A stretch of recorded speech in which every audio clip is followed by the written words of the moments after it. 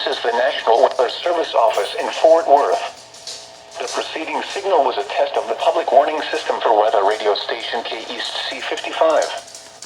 During potentially dangerous weather situations, specially built receivers can be automatically activated by the signal to warn of the impending hazard.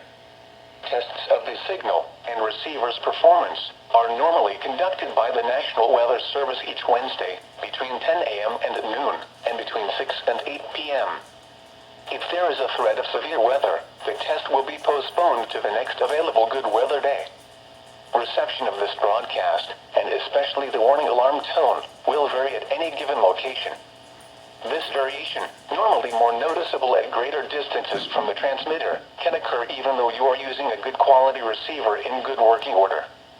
The warning alarm tone will be activated for hazardous watches and warnings for the following counties: Bosque, Collin, Dallas, Denton, Ellis, Urath, Hill, Hood, Johnson, Parker, Somerville, Tarrant, and Wise.